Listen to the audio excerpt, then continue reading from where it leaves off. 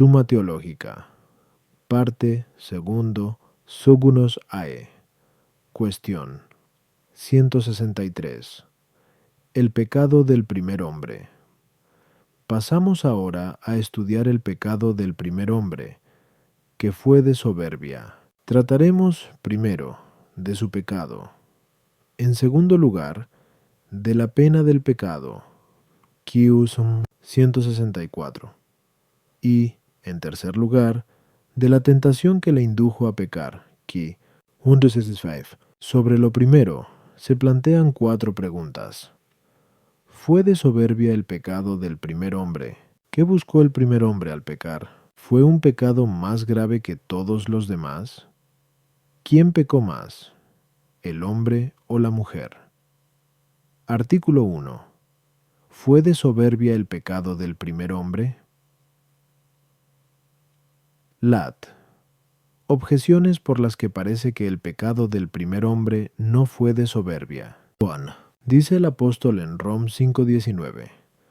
Por la desobediencia de un solo hombre, muchos fueron hechos pecadores. Ahora bien, es el pecado del primer hombre el que hizo que todos los pecadores contrajeran el pecado original. Luego el primer pecado fue de desobediencia y no de soberbia.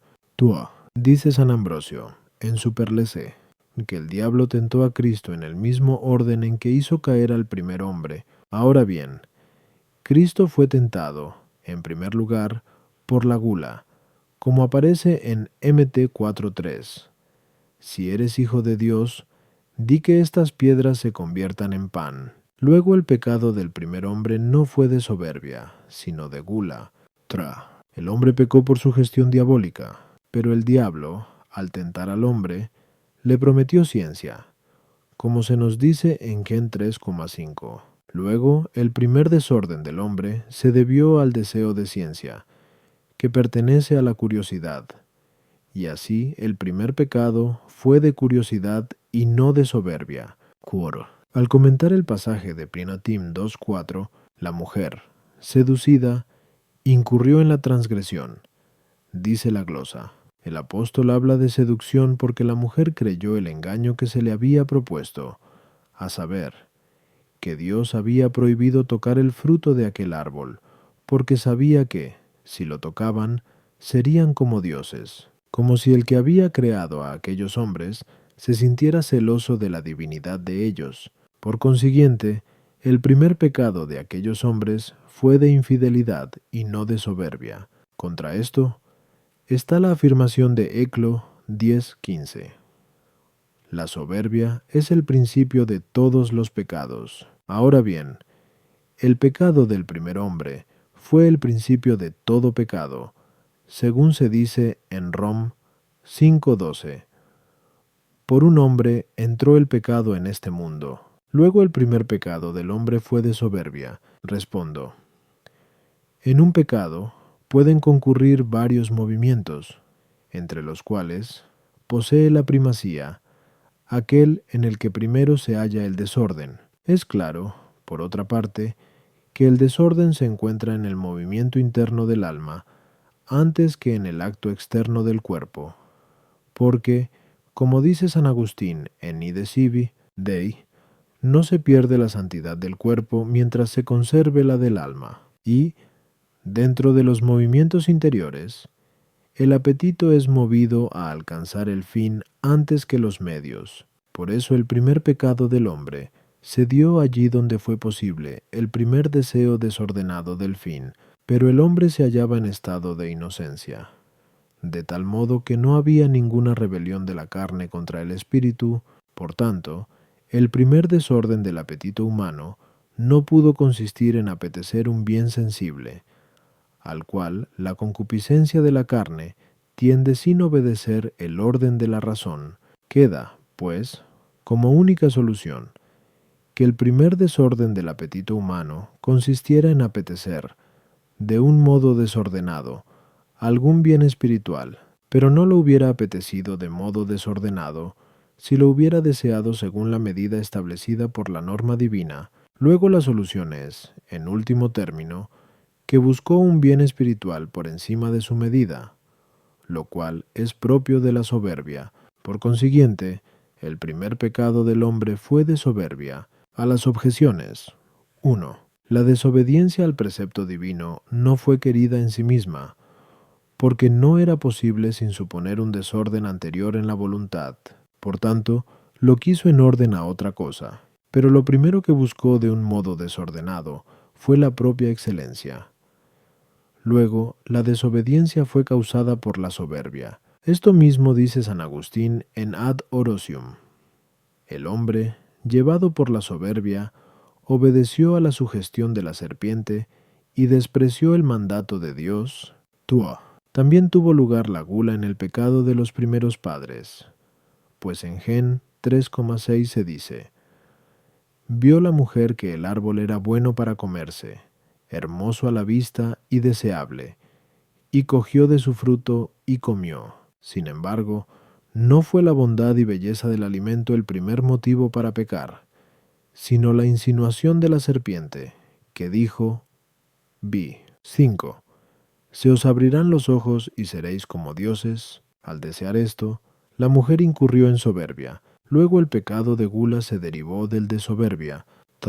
El apetito de ciencia en los primeros padres fue efecto del desordenado apetito de excelencia. Por eso la serpiente dijo primero: seréis como dioses, y luego añadió: conocedores del bien y del mal. 4. Como escribe San Agustín en 11 Supergenamus ad lit. La mujer no hubiera dado oídos a la voz de la serpiente, llegando a creer que Dios le había prohibido una cosa útil, si en su mente no hubiera existido aquel deseo de propia excelencia y cierta soberbia presunción de sí misma. Esto no quiere decir que la soberbia fuera anterior a la sugestión de la serpiente, sino que, inmediatamente después de esta persuasión, su mente se vio invadida por el orgullo, que le hizo creer que era cierto lo que el demonio decía. Artículo 2. ¿Consistió la soberbia del primer hombre en desear ser semejante a Dios? Lat. Objeciones por las que parece que la soberbia del primer hombre no consistió en desear ser semejante a Dios. 1. Nadie peca deseando lo que es conforme con su naturaleza, pero la semejanza con Dios es connatural al hombre, pues en Gen 1:26 se dice: hagamos al hombre a nuestra imagen y semejanza. Luego no pecó buscando ser semejante a Dios. Parece que el primer hombre buscaba la semejanza con Dios para poseer la ciencia del bien y del mal, porque esto fue lo que le sugirió la serpiente. Gen 3:5. Seréis como dioses, conocedores del bien y del mal. Pero el deseo de ciencia es natural al hombre. Según dice el filósofo en Metafis, todos los hombres, por naturaleza, buscan saber, luego no pecó por querer ser semejante a Dios. Ningún sabio elige lo imposible. Ahora bien, el primer hombre estaba dotado de sabiduría, según aparece en Eclo 17:5. Los llenó de inteligencia, siendo cierto que todo pecado consiste en un deseo deliberado, que es la elección. Parece que el primer hombre no pecó deseando algo imposible, pero es imposible que el hombre sea semejante a Dios, según se dice en Ex 15:11. ¿Quién es semejante a ti, oh Dios, entre los dioses? Luego, el primer hombre no pecó buscando la semejanza con Dios. Contra esto, está el comentario que hace San Agustín sobre el Salmo 68:5. Y tengo que pagar lo que nunca tomé. Adán y Eva quisieron robar la divinidad y perdieron la felicidad. Respondo. Existen dos formas de semejanza. Una es de igualdad absoluta, y esta semejanza con Dios no pudieron buscarla los primeros padres, porque a nadie se le ocurre pensar en ella, y menos a los sabios. Otra es la semejanza de imitación, que es posible en la criatura respecto de Dios, en cuanto que participa, en alguna medida, de la semejanza con Él. A este propósito dice Dionisio en el Noveso de Div: una misma cosa es semejante a Dios y desemejante, semejante por la imitación del ser divino. de semejante por la inferioridad del ser causado respecto de su causa. Ahora bien, todo bien que existe en las criaturas es una semejanza participada del primer bien. Por eso, al apetecer el hombre algún bien espiritual que lo supere, como ya dijimos, A.1. Desea la semejanza con Dios de un modo desordenado, pero hay que tener en cuenta que el apetito se dirige principalmente a algo que no se posee, y el bien espiritual, en cuanto que la criatura racional participa de la semejanza divina, puede considerarse bajo tres aspectos. En primer lugar, en el ser y en la naturaleza, y tal semejanza fue impresa por Dios en el hombre, conforme a Gen 1:26-27. Hizo Dios al hombre a su imagen y semejanza, y en el ángel, del que se dice en Es 28:12, tú, sello de la semejanza. La segunda es la semejanza por el conocimiento. Esta la recibió también el ángel al ser creado. Por eso, en el texto anterior, después de decir, tú, sello de la semejanza, añade, lleno de sabiduría. La tercera es la semejanza en cuanto a la potencia operativa. Esta no la poseían ni el ángel ni el hombre, en acto, al principio de su creación, porque ambos tenían que hacer algo para llegar a la bienaventuranza. Por eso, dado que ambos, el diablo y el primer hombre, desearon de un modo desordenado la semejanza con Dios, ninguno de ellos pecó al desear una semejanza de naturaleza, pero el primer hombre pecó sobre todo al desear la semejanza con Dios en cuanto al conocimiento del bien y del mal, como la serpiente le sugirió, es decir, el poder determinar, con su propia naturaleza, lo que era bueno o malo que fuera a sucederles. En segundo lugar, pecó deseando la semejanza con Dios en cuanto al mismo poder operativo,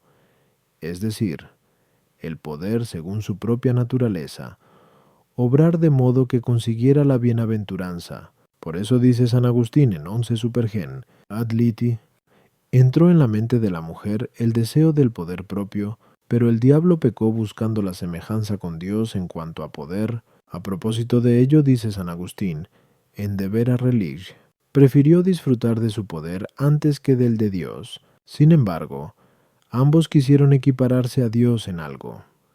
Ambos quisieron confiar en sus propias fuerzas, despreciando el orden de la norma divina. A las objeciones. 1. La objeción parte de la semejanza en naturaleza, con cuyo deseo el hombre no pecó, según dijimos. Incorp. Tuo. No es pecado apetecer la semejanza con Dios, absolutamente hablando en cuanto a la ciencia, pero sí lo es el desearla de un modo desordenado, es decir, por encima de lo conveniente. Por eso, al comentar el Salmo 70:19, oh Dios, ¿quién hay semejante a ti? Dice San Agustín. El que quiere ser Dios mediante sus propias fuerzas, quiere ser semejante a Dios de un modo malo, como el diablo, que no quiso estar sometido a él, y el hombre, que no quiso obedecer sus mandatos. La objeción parte de la semejanza como igualdad absoluta. Artículo 3. ¿Fue el pecado de los primeros padres más grave que los demás? Lat. Objeciones por las que parece que el pecado de los primeros padres fue más grave que los demás. 1. Dice San Agustín en 14 de Siv, Dei, hubo gran iniquidad en el pecado, donde hubo tanta facilidad para no pecar. Ahora bien, los primeros padres tuvieron la máxima facilidad para no pecar, porque no había dentro de ellos nada que los empujara al pecado. Luego su pecado fue más grave que los demás. La pena es proporcionada a la culpa, pero el pecado de los primeros padres fue castigado con la máxima gravedad, puesto que por él entró la muerte en este mundo, como dice el apóstol en Rom 5:2. Por tanto, aquel pecado fue más grave que los demás.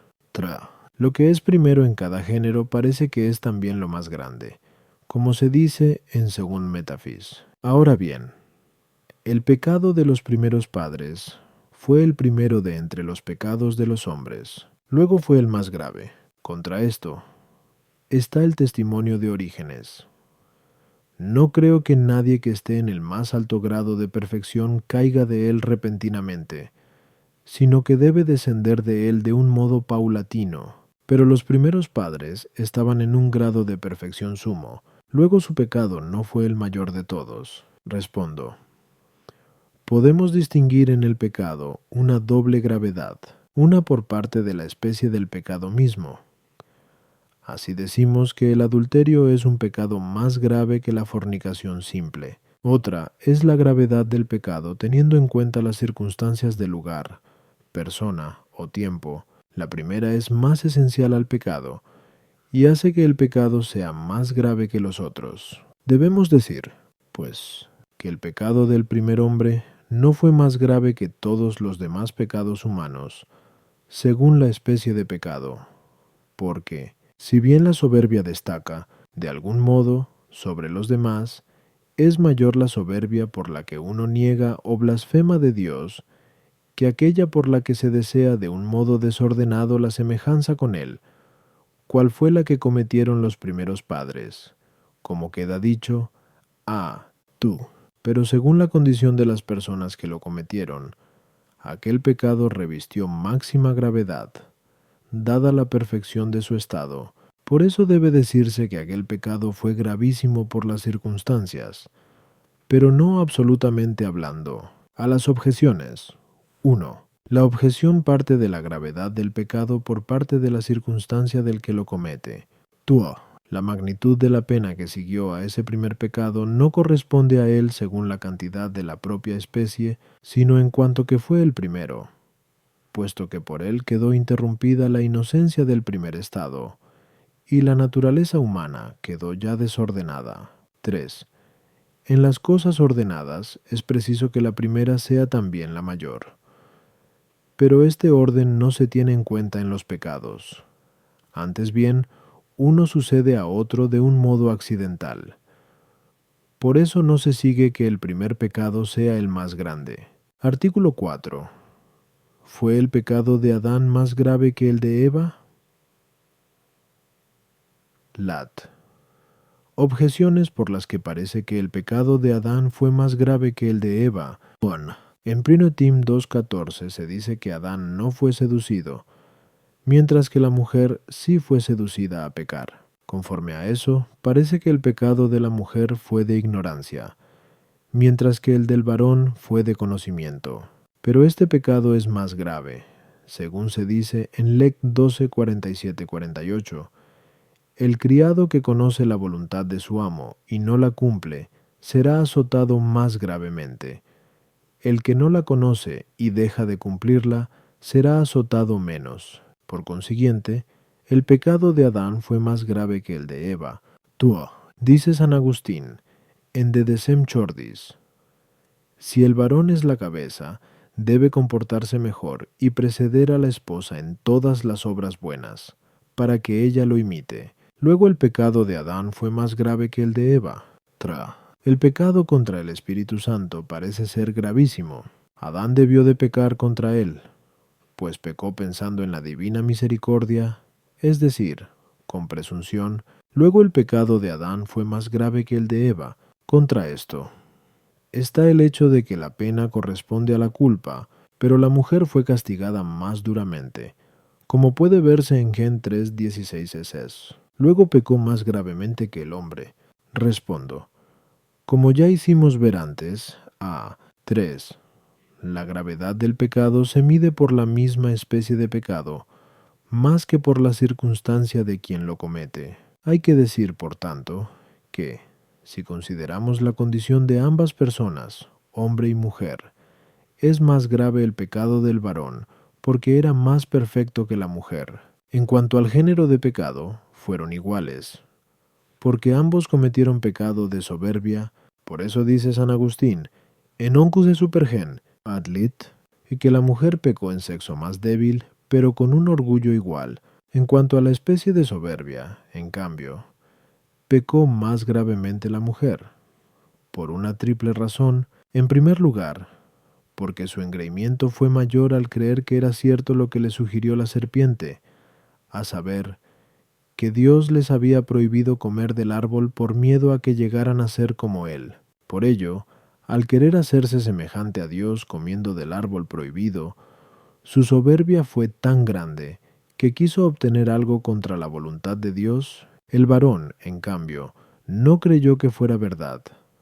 Por eso no pretendió conseguir la semejanza divina en contra de la voluntad de Dios, aunque cometió pecado de soberbia al querer conseguirla por sí mismo. En segundo lugar, porque la mujer no solo pecó, sino que indujo a pecar al varón, con lo cual pecó contra Dios y contra el prójimo. En tercer lugar, porque el pecado del hombre fue menor porque consintió en él por benevolencia de amistad, que casi siempre hace que se ofenda a Dios para evitar que el hombre se convierta de amigo en enemigo, aunque no por eso carece de maldad, según declara manifiestamente la sentencia de Dios, como dice San Agustín en 11 Supergen. Adlit. Queda claro, pues, que el pecado de la mujer fue más grave que el del hombre. A las objeciones. 1. La seducción de la mujer siguió a su soberbia. Por tanto, tal ignorancia no la excusa, sino que agrava el pecado, en cuanto que, con la ignorancia, aumentó su soberbia. 2. La objeción parte de la circunstancia de la persona, por razón de la cual fue mayor el pecado del hombre. 3. El hombre no pensó en la misericordia divina, hasta el punto de despreciar la justicia divina, como hacen los pecados contra el Espíritu Santo, sino que, como dice San Agustín en 11 Supergen, Adlit, sin conocer la severidad de Dios, creyó que aquel pecado era venial, es decir, fácilmente perdonable.